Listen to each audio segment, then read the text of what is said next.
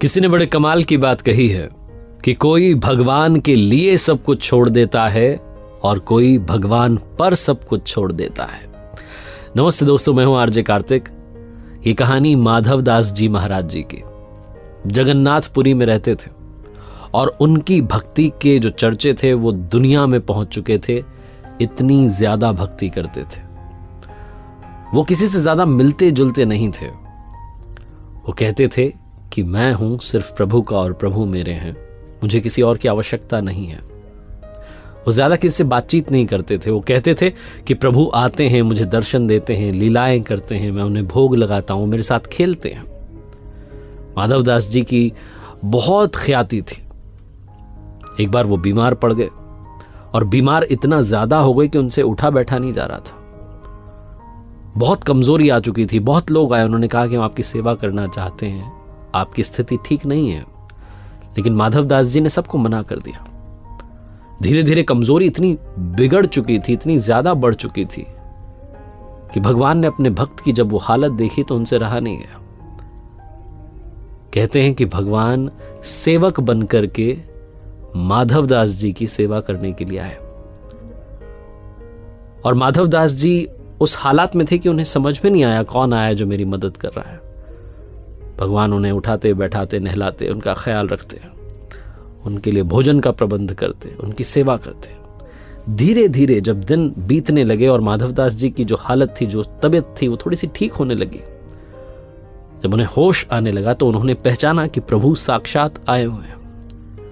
माधव दास जी ने कहा, प्रभु आप चले आए, ऐसी भी क्या आवश्यकता थी।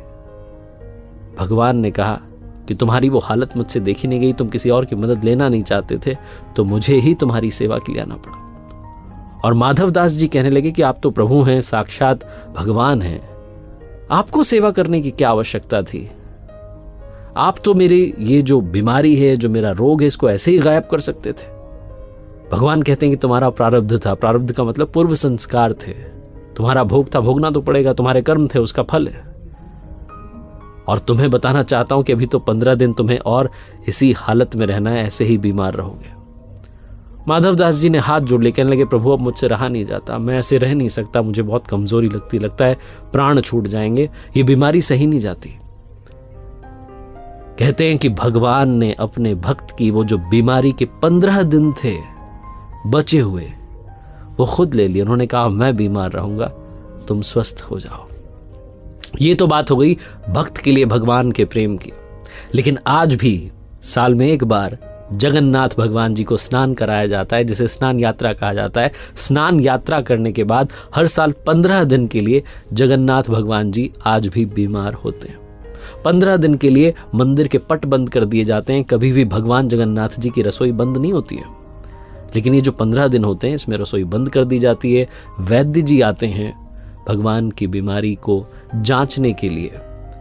भगवान को जो भोग लगाया जाता है वो काढ़े का भोग लगाया जाता है, आयुर्वेदिक भोग लगाया जाता है, फलों का रस उन्हें जो है चढ़ाया जाता है, छेना का भोग लगाया जाता है, सोने से पहले मीठा दूध जो है वो अर्पित किया जाता है।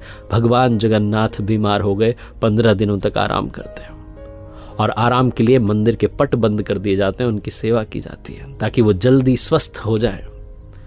और जब वो स्वस्थ हो जाते हैं तो फिर जगन्नाथ यात्रा निकलती है, जिसको देखने के लिए असंख्य भीड़ आती है, भक्त आते हैं। खुद पर तकलीफ लेकर के अपने भक्तों का जीवन सुखमय बनाने वाले प्रभु को प्रणाम। अगर आपकी भक्ति में शक्ति है तो वो आएंगे भी, मदद भी करेंगे और अपना प्रेम भी आप तक पहुंचाएंगे।